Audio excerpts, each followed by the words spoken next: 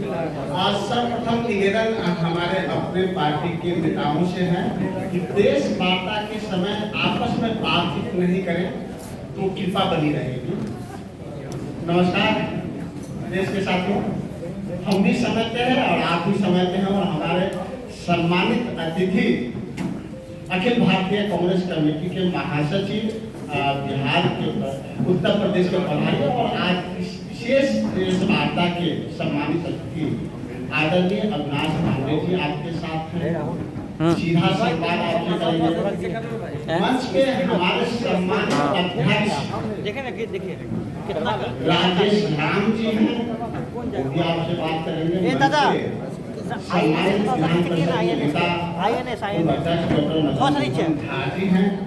इस मंच पे दो हमारे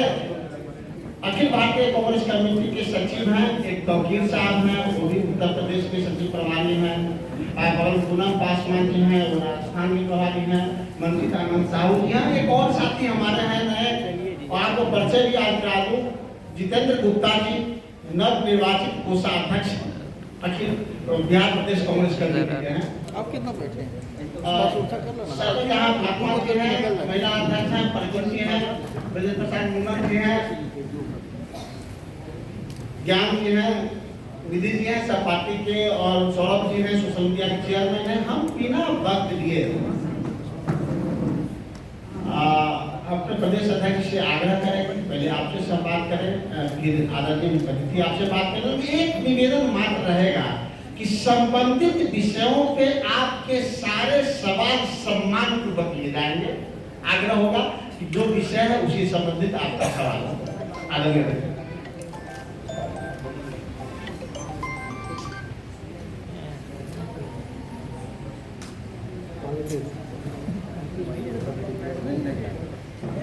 सम्मानित,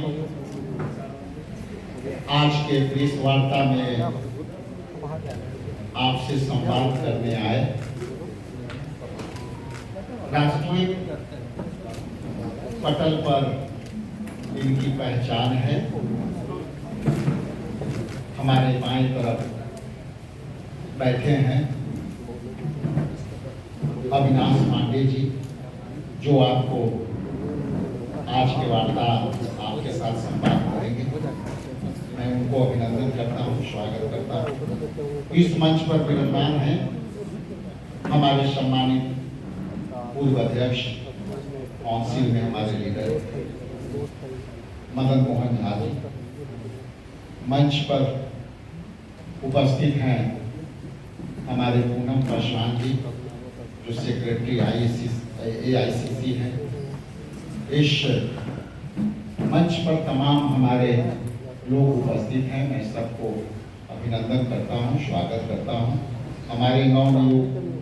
जितेंद्र जी हैं, जो हमारे बिहार प्रदेश कांग्रेस कमेटी के कोषाध्यक्ष नियुक्त हुए हैं। मैं उनको भी धन्यवाद और आभार प्रकट करता हूं। मैं आपकी समय कम लेते हुए मंचासीन सभी को मैं नाम जानता हूँ, इस प्रेस वार्ता में अभिनंदन करता हूँ, स्वागत करता हूँ। और आप सभी लोग लोकतंत्र के चौथे खंभे के लिए मजबूत करने के लिए हमेशा तत्पर रहते हैं। मैं आप सब इलेक्ट्रॉनिक्स मीडिया, प्रिंट मीडिया और जितने यूट्यूबर हैं, मैं उनको भी अभिनंदन करता हूँ, स्वागत करता हूँ। मैं संक्षेप में अपनी बातें रखकर मैं अविनाश पांडे जी, जो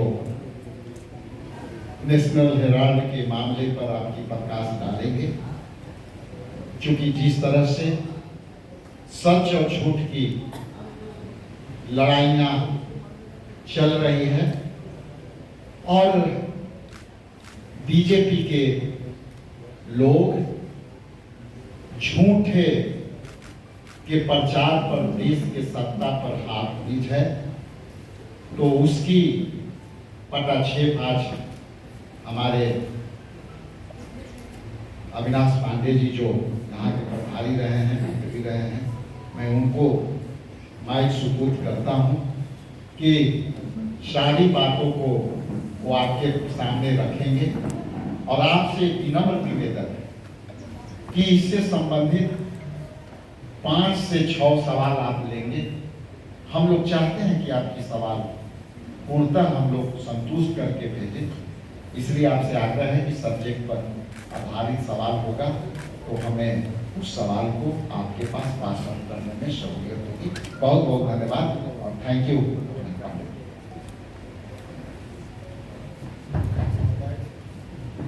नमस्कार।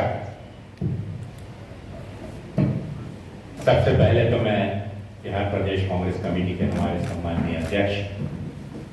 आदरणीय राजेश कुमार राम जी का, हमारे पूर्व अध्यक्ष भाई मदन मोहन झा जी, मंचासीन मेरे साथी सहयोगी, मेरे छोटे भ्राता भाई तौकीर आलम साहब, हमारी बहन पूनम पासवान जी, ये दोनों सचिव हैं AICC में और बहुत ही कर्मठ और अपने कार्यों से जिन्होंने बिहार के बाहर भी अपने नेतृत्व का और अपने कौशल का प्रदर्शन किया है। साथ ही हमारे मीडिया के चेयरमैन भाई राजेश राठौर जी, नवनियुक्त खजांची आदरणीय गुप्ता जी, हमारी महिला कांग्रेस की बहन प्रतिमा बहन सर्वदा, उपस्थित मंचासीन सभी सम्मानीय नेतागण, पटना जो कि हमेशा मेरे बहुत ही दिल के नजदीक रहा है, आज माननीय कांग्रेस अध्यक्ष के निर्देश पर साथियों आप लोगों के बीच पूरे देश में जो एक आज का वर्तमान सच और झूठ की महाभारत जो चल रही है, उस महाभारत में सच का साथ, सच के साथ आप लोगों को अवगत कराने के लिए, आप लोगों से बात करने के लिए, और आज पूरे देश में अखिल भारतीय कांग्रेस कमेटी के हमारे अनेक ऐसे करीबन 72 जगहों पर, 72 शहरों पर, प्रमुख स्थानों पर इन 2 दिनों में कांग्रेस के शीर्ष नेता मीडिया के माध्यम से, प्रचार माध्यम से जनता तक इस सच पहुंचाने का एक बहुत ही सफलतम प्रयास करने जा रहे हैं। उसी कड़ी में मैं आप लोगों के बीच उपस्थित हूं। साथियों, आज आवश्यकता क्यों पड़ी कि आज विशेष रूप से कांग्रेस पार्टी को पूरे देश के अंदर प्रचार माध्यमों का सहारा लेकर जनता तक सच पहुंचाने की जरूरत क्यों महसूस हुई? आप और हम सब जानते हैं कि विषय नया नहीं। पिछले 13 वर्षों से जब से सुब्रमण्यम स्वामी जी ने इस विषय को उठाया, नेशनल हेराल्ड अखबार जिसकी स्थापना 1937 में हमारे उस समय के ख्याति प्राप्त और अनुभवी स्वतंत्र संग्राम सेनानी जिन्होंने देश की आजादी के लिए अपना सर्वत्र कुर्बान कर दिया, ऐसे उन महान अनुभवों के मदद से, जिसमें आदरणीय पुरुषोत्तम दास टंडन जी, आचार्य नरेंद्र देव जी और आदरणीय रफी अहमद किदवई जी, पंडित जवाहरलाल नेहरू जी ने देश के स्वतंत्रता के आंदोलन में जन भावनाओं को जन जन तक पहुंचाने के लिए एक मीडिया हाउस की स्थापना की, जिसे इन प्रमुख नेताओं ने, प्रमुख रूप से और भी इसके साथ जुड़े हुए लोग थे, उन्होंने मिलकर अंग्रेजी में नेशनल हेराल्ड, हिंदी में नवजीवन और उर्दू में कौमी आवाज, इन 3 भाषाओं में जनता के स्वतंत्रता आंदोलन की आवाज को बुलंद करने के लिए एक मीडिया हाउस की स्थापना की। मैं जानकारी आप इसलिए दे रहा हूं साथियों कि आज अगर हम देखें कि नेशनल हेराल्ड के बारे में जिस प्रकार का गैर प्रचार किया जा रहा है, और ये गैर प्रचार का उद्देश्य आप हम सब भली भांति जानते हैं। अगर हम देखें तो ये मामला भारतीय जनता पार्टी का देश की जनता का ध्यान भटकाने के लिए, और जो शीर्ष नेतृत्व कांग्रेस का, जो आज हमारे पार्टी के सिरमौर हैं, उस पर आक्षेप लगाकर कांग्रेस के कार्यकर्ताओं का मनोबल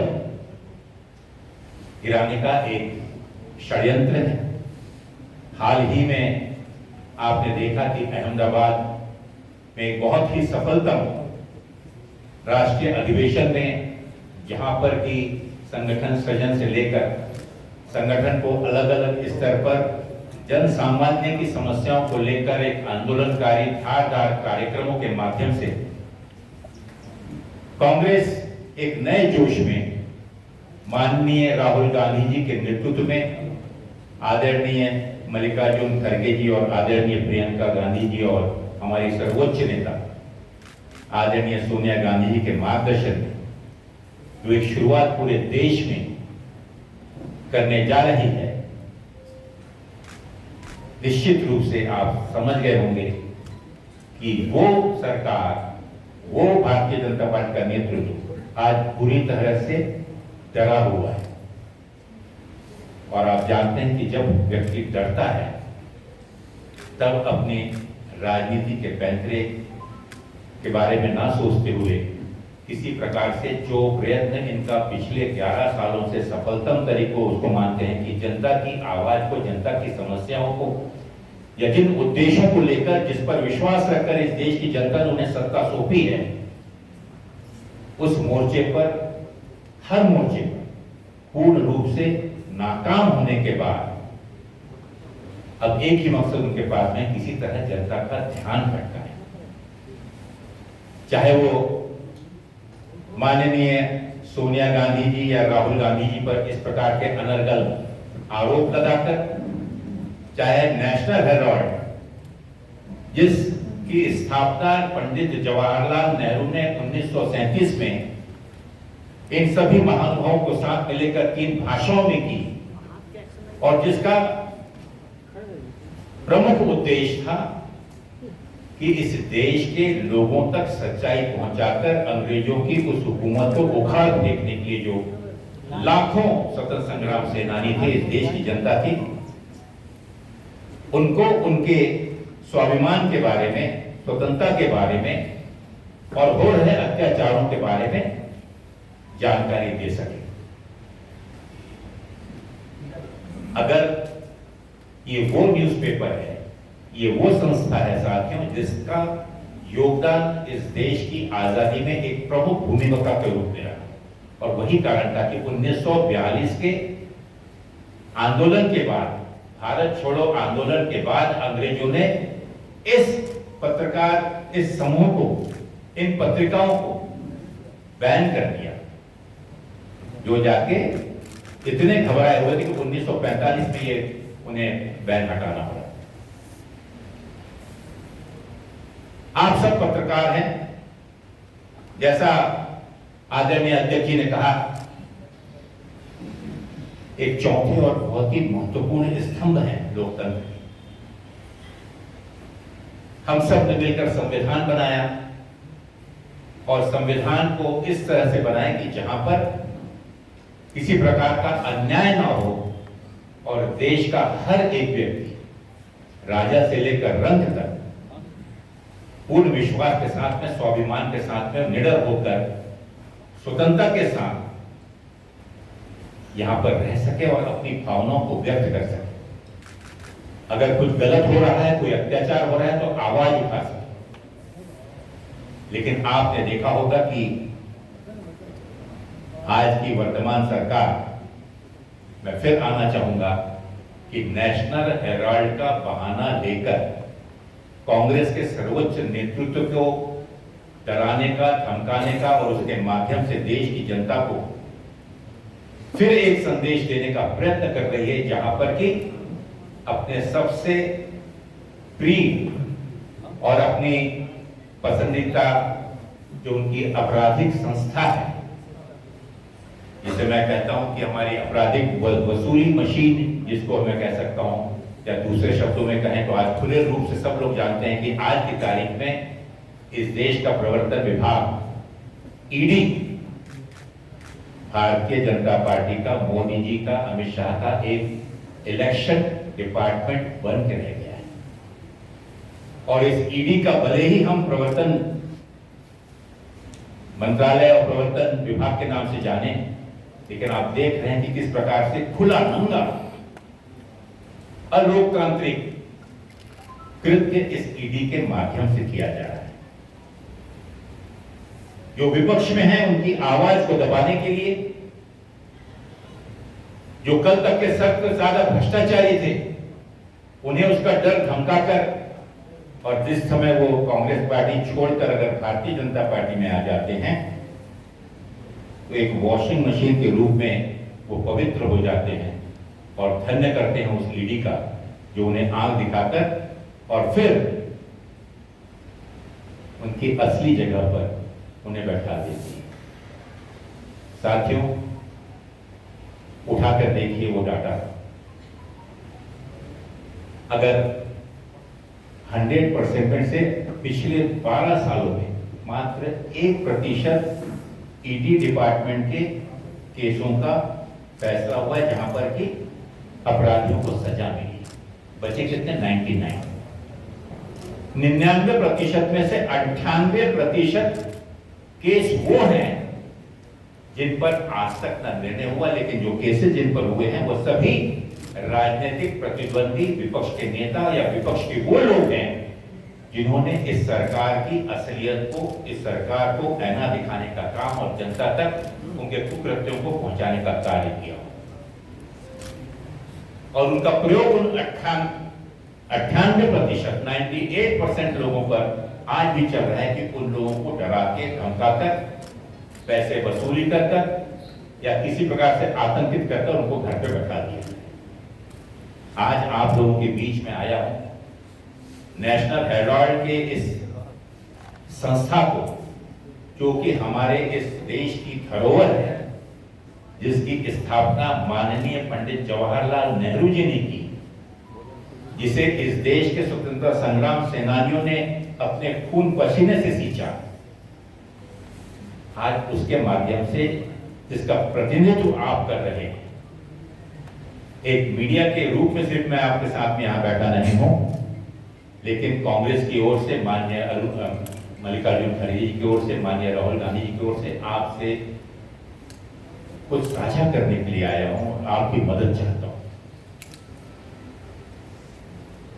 क्योंकि मीडिया के आप भी एक महत्वपूर्ण अंग है। आज 1937 में जो प्रासंगिक था, आज भले ही वो प्रासंगिक ना हो, लेकिन आज भी हिंदुस्तान और माननीय राहुल गांधी जी, कांग्रेस पार्टी इस देश के दूसरे स्वतंत्रता की लड़ाई में जुटे हुए। कांग्रेस का कार्यकर्ता पूरे देश के अंदर बिना किसी डर के, बिना किसी भय के, जब माननीय सोनिया जी और राहुल जी के ऊपर में ईडी का हमला हुआ तो किसी एक व्यक्ति के समर्थन में नहीं गए थे साथी। गांधी परिवार आज इस देश की लड़ाई का, इस देश के विपक्ष का, इस देश के सामान्य गरीब का, किसान का, हमारी बहनों का, मातृशक्ति का, बेरोजगार युवकों का, छोटे छोटे दुकानदारों का, छात्रों का, ओबीसी, एससी, एससी, हमारे माइनॉरिटी भाइयों का, आज हर एक के ऊपर हो रहे अत्याचार के विरोध में बिना किसी डर के आवाज उठाने का काम अगर इस देश में वाकई में कोई नेता कर रहा है तो साथियों आप सब इसके गवाह हैं। मोदी की आंख में आंख डालकर, चाहे वो पार्लियामेंट हो, चाहे वो सड़क हो, माननीय राहुल गांधी जी और उनके नेतृत्व में कांग्रेस का एक एक कार्यकर्ता ऐसे दसों हमले हो जाए, हम डरने वाले नहीं हैं। साथियों, जिस आवाज को लेकर जब इस देश की जनता ने यह महसूस किया और एक मायूसी का वातावरण पूरे देश में छाया हुआ था, किसान आत्महत्या कर रहे थे, आंदोलन करने वाले 800 से ज्यादा किसानों ने आत्महत्या, उनकी मौतें वहां पर हो गई, शहादत उन्होंने दे दी। उसके बावजूद भी मोदी जी के कानों में जू नहीं रेंगी और उन पर अत्याचार करने के बाद जब देखा कि पूरे देश का माहौल बुरी तरह से विरोध में भड़क रहा है, तो उन्हें उन 3 काले कानूनों को वापस ही नहीं लेना पड़ा।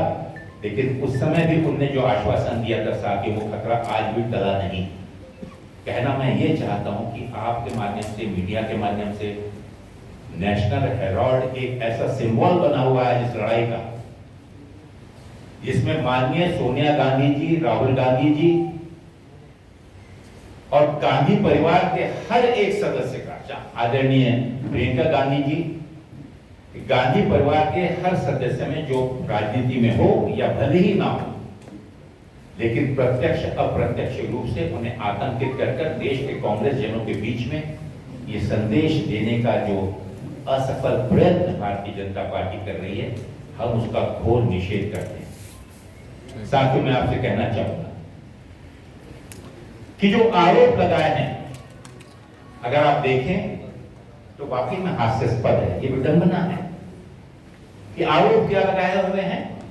कि मनी लॉन्ड्रिंग हुआ। मनी लॉन्ड्रिंग में पैसों की आवश्यकता होती है, कैश की आवश्यकता होती है। लॉन्ड्रिंग मतलब उसकी अफरा-तफरी, उसे जैसे वो नेताओं की लॉन्ड्रिंग करते हैं आजकल भारतीय जनता पार्टी ईडी के माध्यम से, जितने भी कुकृत्य करने वाले देश के नेता हैं उनको लॉन्ड्रिंग कर वॉशिंग मशीन में धुलाते हैं। यहां पर उनका आरोप है कि मनी लॉन्ड्रिंग की। साथ ही मैं आपको बतला दूं कि एजेएल, जो कि 1937-38 में जिसकी स्थापना हुई, जिसके अंतर्गत ये 3 अखबारों का प्रकाशन शुरू हुआ, चलते चलते घाटे के कारण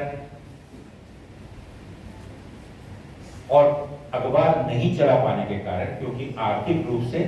कमजोर होने के कारण एक जैसा घाटा चल रहा था।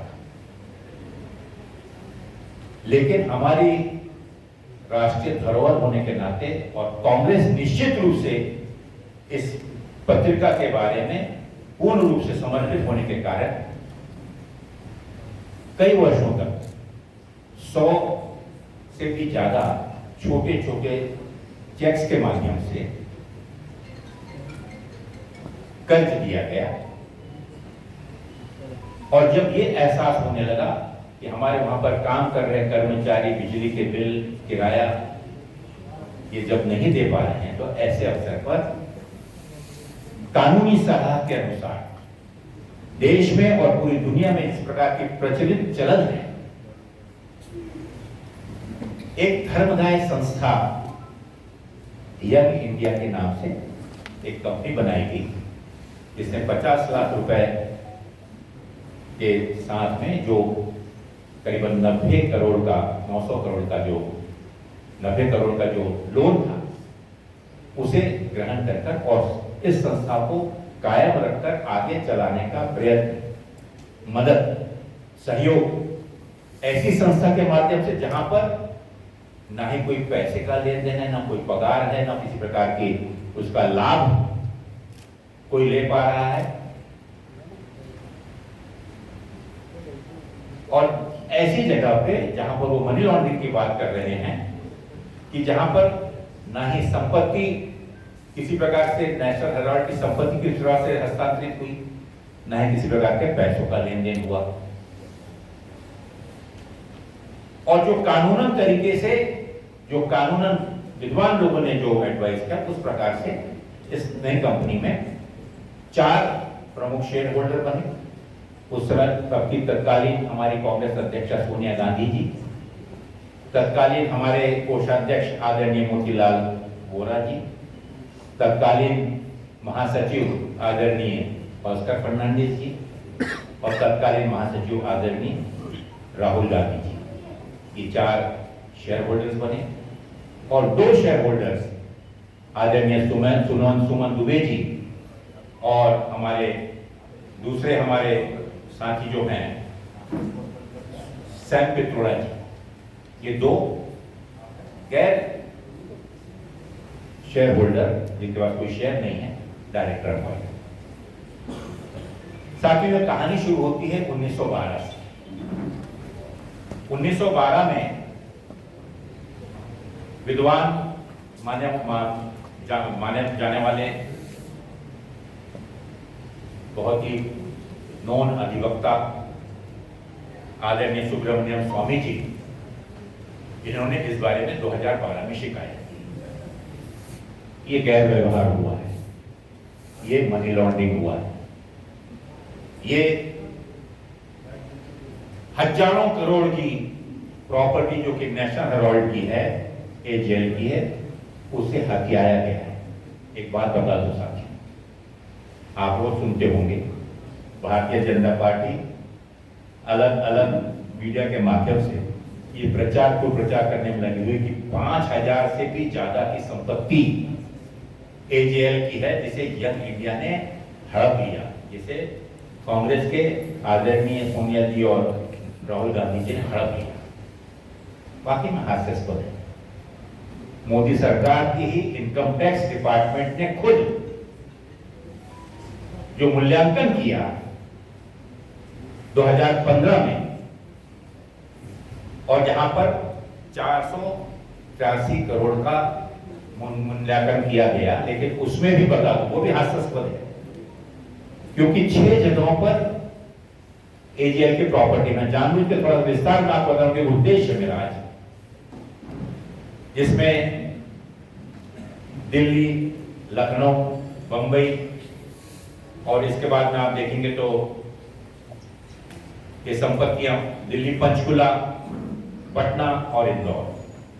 और इसमें बता दूं सिर्फ एक ही जगह प्रॉपर्टी है जो कि फ्री होल्ड है, वो है लखनऊ की। बाकी सभी जगह की प्रॉपर्टी लीज होल्ड है। अब मुझे बताइए कि जिस लीज होल्ड प्रॉपर्टी को लंबे समय के लिए अगर किसी से लिया हुआ है तो उसको आप कैसे हस्तांतरित कर सकते हैं? हास्यास्पद। लेकिन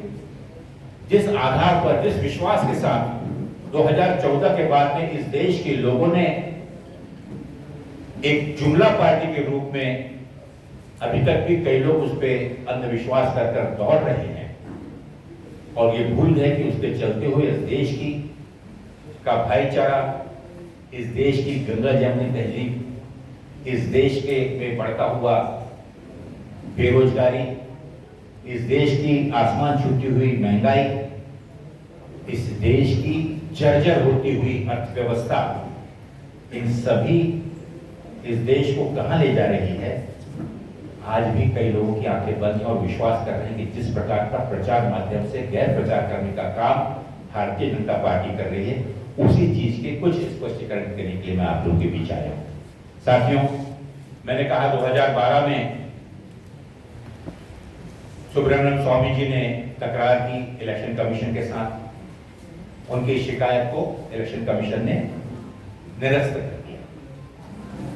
उस निरस्त करने के बाद आप देखेंगे कि 2015 में फिर ये शिकायत ईडी के पास की गई और ईडी के पास में फाइल केस पहुंचा दिया गया, फाइल को बंद करके रख दिया गया। 2020 आया, सुब्रमण्यम स्वामी जी ने मोदी जी के ऊपर में पूर्ण रूप से आरोप प्रत्यारोप, गाली गलौज शुरू की। 2021 में फिर से इसको शुरुआत कर दी गई और जिसका फैसला पहले हो चुका था उसे फिर से रिओपन करके उसकी शुरुआत कर दी गई। 2023 में आपने देखा होगा कि माननीय सोनिया गांधी जी को 34 घंटे और आदरणीय राहुल गांधी जी को 64 घंटे ईडी ने बुलाकर बिना खाना पानी दिए हुए देश की जनता को यह संदेश देने के लिए कि भले ही आप कितने भी बड़े नेता हों, भले ही कितने लोकप्रिय हो, भले ही आपने इस देश की स्वतंत्रता से लेकर इस देश में लोकतंत्र बचाने के लिए अपने प्राणों की आहुति दी हो, भले ही आप उस राष्ट्रमाता इंदिरा गांधी के सपूत हों, भले ही जवाहरलाल नेहरू के वंशज हों, लेकिन आज आरएसएस की, भारतीय जनता पार्टी की, मोदी की, अमित शाह का साम्राज्य है और उसमें आपको जो हम बोलते हैं वही कानून कहलाएगा। आप गौर करेंगे कि क्या इस प्रकार के हस्तांतरण, जिसे हस्तांतरण कहते हैं, हस्तांतरण इससे पहले नहीं हुआ। अगर छोटा सा मैं उदाहरण आपको बताऊं साथियों, तो आप भी हंसेंगे कि इससे भी बड़े बड़े हस्तांतरण इससे पहले हो चुके और इस बीच में ही हुए। एक छोटा उदाहरण मेरे नजर में आया जिसे यहां पर उल्लेख किया गया है और मैं आपको ये कागज जिसमें दे रहा हूं, आप सबको एक 10 मिनट के अंदर आप सबके पास में दूंगा, क्योंकि उद्देश्य है कि इसमें कुछ तकनीकी चीजें जो अगर मैं गलत हूं तो आप जरूर बोल सकते हैं कि कांग्रेस पार्टी झूठ बोल रही है, संविधान झूठ बोल रहा है, पार्टी के प्रवक्ता झूठ बोल रहे हैं। लेकिन अगर सच है तो जरूर एक मीडिया हाउस को बचाने में और उसके माध्यम से संदेश पहुंचाने की मैं आपकी मदद चाहूंगा। एक कंपनी है रुचि सोया, जिसे बाबा रामदेव जी ने, पतंजलि जी ने खरीदा। पतंजलि उनकी कंपनी है, आप जब जानते हैं, रामदेव बाबा जी को आप जानते हैं। एक शब्द भी कहीं उठा। एक दूसरा उदाहरण बता, मोदी सरकार ने वोडाफोन के 36,000 करोड़ रुपए माफ कर दी। 36,000 करोड़ रुपयों को माफ किया गया और यहां तक कि उसका स्वामित्व भी हाथों में ले लिया, जो अब 22.6% से बढ़कर अब आज की तारीख में 48.99% हो गया है। क्या ये कानूनी है? यहां पर 36,000 करोड़ रुपए माफ भी कर दिए गए, यहां पर मात्र 90 करोड़ रुपयों के लिए ये शेयरों को, क्योंकि वो संस्था चलती रहे, जो प्रकाशन चल रहा है, आज भी नेशनल हेराल्ड का प्रकाशन चल रहा है, आज भी नवजीवन प्रकाशित हो रहा है, आज भी हमारा कौमी आवाज जो है, आज भी डिजिटल प्लेटफॉर्म पे अपनी उपस्थिति दर्ज किए हुए है। लेकिन 36,000 करोड़ रुपए माफ कर देंगे, वहां पर जू भी नहीं रही। मैं आपको बताना चाहूंगा साथियों कि जो मैंने आपसे कहा कि 1937 में शुरुआत हुई और छोटे छोटे चेक से जब संस्था घाटे में थी तो कांग्रेस की तरफ से, कांग्रेस की संस्थाओं की तरफ से उसे लोन दिया गया और इसके बाद में उस लोन के एवज में उस संस्था को आगे बढ़ाने के लिए उसकी लायबिलिटी जितनी थी वो इस कंपनी ने ले ली। ना ही कोई संपत्ति ट्रांसफर हुई, ना ही एक पैसा माननीय सोनिया गांधी जी या राहुल गांधी जी ने पगार, चाय, पानी या लाभ के रूप में। एक और बदलाव तो साथी, धर्म जो धर्मदायी संस्थाएं होती हैं, ये एजेंट जो है, जो यंग इंडिया जो है, ये धर्मदायी संस्था है, जिसमें पहली बात ये होती है कि बिना प्रॉफिट के, नो प्रॉफिट नो लॉस, इसमें किसी प्रकार से मुनाफा ही उसका उद्देश्य नहीं होता, सेवा भाव इसका प्रमुख उद्देश्य होता है। और इसी के चलते हुए कोई भी डायरेक्टर ने एक पैसे भी अभी तक के उसमें छुआ तक नहीं, ना कहीं उनको मुआवजा कभी मिला है। मनी लॉन्ड्रिंग कहां से हो गई? ना संपत्ति ट्रांसफर हुई, ना पैसा ट्रांसफर हुआ, ना कोई लाभ ट्रांसफर हुआ, ना कोई उससे फायदा आपको मिला। और एक चीज बता दूं कि सिर्फ लखनऊ की एक जो हमारी फ्री होल्ड प्रॉपर्टी है संस्था की, उसके अलावा लीज होल्ड प्रॉपर्टी जिसमें से 1 इंच भी आप नहीं बेच सकते, जो उसकी बिल्कुल प्राथमिक कंडीशन है, उसका प्राथमिक उसकी अंडरस्टैंडिंग, सबसे पहला उसका नियम। तो तो साथियों, मैं आपसे ये कहना चाह रहा था कि इन सब बातों के बाद एक चीज गौर करें कि देश में लोकतंत्र को खत्म करने के लिए इस देश के अंदर में एक प्रकार से तानाशाही वातावरण को और ज्यादा मजबूती की ओर बढ़ाने के लिए जिस प्रकार से सरकारी मशीनरियों का दुरुपयोग करते हुए अपने सभी राजनीतिक प्रतिद्वंदों को डराने के लिए, धमकाने के लिए, और आप सब जानते हैं कि आज की तारीख में माननीय मोदी जी हो या भारतीय जनता पार्टी का कोई भी नेता हो, अगर रात में भी अगर किसी को हिला के अगर मोदी जी को उठाए तो उनके मुंह पे जबान पे एक ही नाम होता है, और वो नाम क्या है? राहुल गांधी, कांग्रेस पार्टी। क्योंकि वे जानते हैं कि कांग्रेस का कार्यकर्ता, कांग्रेस की वो सोच, कांग्रेस का वो खून पसीना त्याग इस देश के एक एक गांव के कण कण में बसा हुआ है। राजनीतिक परिस्थितियां बदलती रहती है, लेकिन ये परिस्थिति वो भी जानते हैं कि ज्यादा दिन झूठ नहीं टिक सकता, झूठ की उम्र ज्यादा नहीं होती। और आज वो देख रहे हैं कि माननीय राहुल गांधी जी एक ऐसा नौजवान, एक ऐसा नवयुवक जिसके ऊपर दसों प्रकार का दबाव तंत्र, आतंक करने का डर, सब प्रकार से कोशिश कर रहे हैं, लेकिन तस से मस ना होते हुए सच्चाई के मार्ग पर जनता की आवाज को लेकर, जनता की भावनाओं को लेकर सिर्फ पार्लियामेंट में बैठकर नहीं, ना ही सिर्फ जन सामान्य जो हमारी रैलियां होती हैं या जन संबोधन होते हैं, लेकिन कन्याकुमारी से कश्मीर तक और मणिपुर से मुंबई तक 10,700 किलोमीटर से भी ज्यादा की यात्रा जो व्यक्ति लाखों कार्यकर्ताओं के साथ जन भावनाओं को साथ में लेते हुए गरीब किसानों को, गरीब महिलाओं को,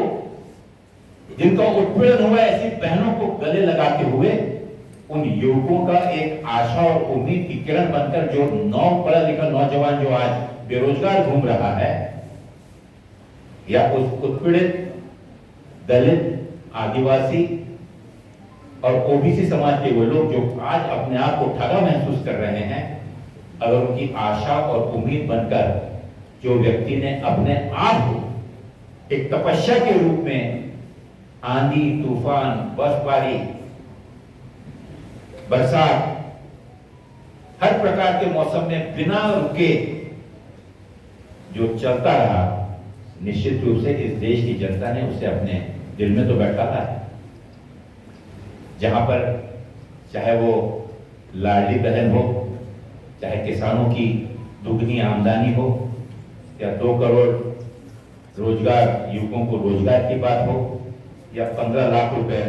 बैंक में जमा करने की बात हो, इन बातों को जब इस देश की जनता समझ गई है, तो आज चुनाव की सबसे बड़ी जिम्मेदारी जिस संस्था पर होती है, आज आप जो हमने सबने देखा कि किस प्रकार से चुनाव आयोग को अपना एक दूसरा राजनीतिक टूल बनाकर, अपना एक दूसरा अग्रिम संगठन बनाकर,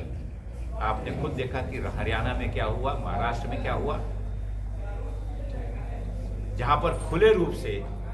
आज भी चुनाव आयोग 60 लाख मतदाता महाराष्ट्र में कहां से आए उसकी जानकारी झूठ बोलता है कि हम ये जानकारी आपको नहीं दे सकते। मतदाताओं की सूची की जानकारी अगर चुनाव आयोग नहीं दे सकता, तो साथियों आप जान सकते हैं कि वह उस चुनाव आयोग की क्रेडेंशियल्स, उसकी विश्वसनीयता कितनी हो सकती है। पार्लियामेंट के अंदर चुनाव आयोग में जाकर तो फर्जी वोट, फर्जी चुनाव की मशीनें, वोटर्स की मशीनें, वोटर्स की भावनाओं को अगर इस प्रकार से खिलवाड़ा गया, और अगर इन संवैधानिक संस्थाओं के ऊपर से अगर लोगों का विश्वास उठ गया साथियों, तो आप समझ सकते हैं कि क्या हो सकता है। मैं आप लोगों का हृदय से आपका आभार व्यक्त करता हूं साथियों। मैं इतना ही कहना चाहूंगा कि कांग्रेस पार्टी का एक एक कार्यकर्ता आखिरी दम तक नेशनल हेराल्ड ये हमारे शीर्ष नेतृत्व पर अगर लोगों को गुमराह करने की कोई भी कोशिश माननीय मोदी जी भारतीय जनता पार्टी या ईडी करती है तो उसका जवाब भारतीय जनता पार्टी को उन्हीं की भाषा में आने वाले दिनों में हम देंगे। ये सरकार आजीवन रहने वाली नहीं, सरकारें बदलेंगी और जिसका एक उदाहरण आप खुद बिहार में देखेंगे। और आने वाले दिनों में लोकतंत्र को बचाने के लिए, इस देश के संविधान को बचाने के लिए कांग्रेस का एक एक कार्यकर्ता तत्पर है। और आज इस नेशनल हेराल्ड को लेकर जो हमारे पूर्वजों के और स्वतंत्रता संग्राम के दौरान भारतीयों के खिलाफ अंग्रेजों के साथ के द्वारा जो अत्याचार हो रहा था, उस अत्याचार के विरोध में जिसने आवाज उठाई, हम कटिबद्ध हैं, ना ही हम डरने वाले हैं। और ऐसे लोगों से तो नहीं जिन्होंने जब ये स्वतंत्रता संग्राम की आवाज उठा रहा था तो आज जो आरोप लगा रहे हैं आप जानते हैं वो कौन लोग हैं? ये वही आरएसएस और वही ये वो लोग हैं जो अंग्रेजों के साथ हाथ मिलाकर और स्वतंत्रता संग्राम के उस सेनानियों के विरोध में